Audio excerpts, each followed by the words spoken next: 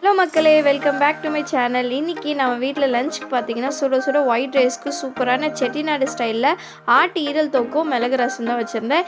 இந்த ஆட்டு ஈரல் தொக்கு வாங்க எப்படி செய்யலான்னு பார்க்கலாம். வீடியோக்குள்ளே போகிறதுக்கு முன்னாடி நம்மளோட சேனலை மறக்காமல் சப்ஸ்கிரைப் பண்ணிக்கோங்க, லைக் பண்ணுங்கள், ஷேர் பண்ணுங்கள். வாங்க வீடியோக்குள்ளே போகலாம். இப்போது ஒரு கடாயில் நான் இன்றைக்கி கொஞ்சமாக நல்லெண்ணெய் எடுத்திருக்கேன். உங்ககிட்ட நல்லெண்ணெய் இல்லைனாலும் நீங்கள் சமையல் எண்ணெய் அதாவது சன்ஃப்ளவர் ஆயில் கூட யூஸ் பண்ணிக்கலாம். அது கூடவே 2 ஏலக்காய், ஒரு பட்டை, 4 கிராம்பு போட்டிருக்கேன். அது கூட பார்த்திங்கன்னா ஒரு 1/2 டேபிள் ஸ்பூன் சோம்பு, ஒரு 1/4 டேபிள் ஸ்பூன் அளவுக்கு சீரகம் சேர்த்துருக்கேன். உங்ககிட்ட சீரக பொடி இருந்தாலும் நீங்கள் அதுக்கப்புறம் மசாலா ஆட் பண்ணும்போது ஆட் பண்ணிக்கலாம். இது கூடவே நான் இன்றைக்கி சின்ன வெங்காயம் இருந்துச்சுன்னு சின்ன வெங்காயமும், பச்சை மிளகா, கொஞ்சம் கருவேப்பிலை, இல்லைன்னா நீங்கள் பெரிய வெங்காயம் சின்ன வெங்காயம்ட்டு ரெண்டுமே கலந்து கூட யூஸ் பண்ணிக்கலாம். அது கூடவே கொஞ்சமாக மஞ்சத்தூள் ஆட் பண்ணி நல்லா வதக்கிக்கோங்க.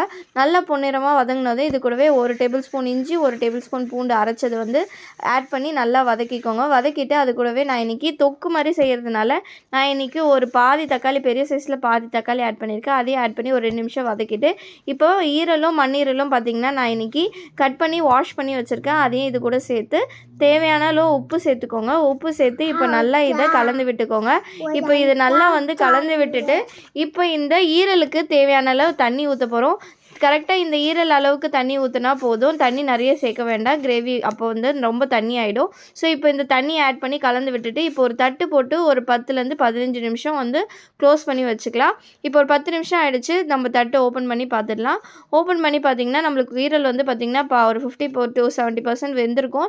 இப்போ மசாலா ஆட் பண்ணிக்கலாம். 1 டேபிள் ஸ்பூன் தனியா, 1 டேபிள் ஸ்பூன் சில்லி பவுடர், அது நல்லா சேர்த்துட்டு இப்போ கலந்து விட்டுக்கலாம்.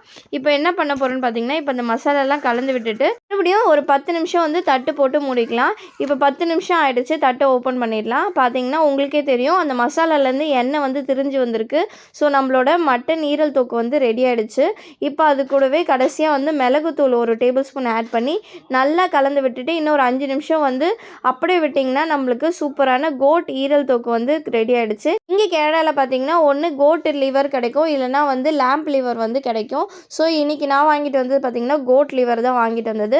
அவ்வளோதான், நம்மளுக்கு சூப்பரான கோட் லிவர் தொக்கு ஈரல் தொக்கு செட்டிநாடு ஸ்டைலில் ரெடி ஆகிடுச்சு. இந்த ஈரல் தொக்கு செஞ்ச கடாயில் நல்லா வலிச்சிட்டு கடைசியாக கொஞ்சம் தொக்கு வச்சுட்டு அதில் சாதம் போட்டு பெரட்டி சாப்பிட அவ்வளோ டேஸ்ட்டாக இருக்குங்க.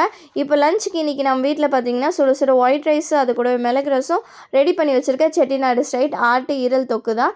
ஸோ இந்த ஆட்டு ஈரல் தொக்கு நல்லா சுட சுட ரைஸோட பிசைஞ்சு சாப்பிட அவ்வளோ டேஸ்ட்டாக இருக்கும். உங்கள் வீட்டில் குழந்தைங்களுக்கு கண்டிப்பாக மாதத்துக்கு ஒரு வாட்டியாவது இதை கொடுங்க.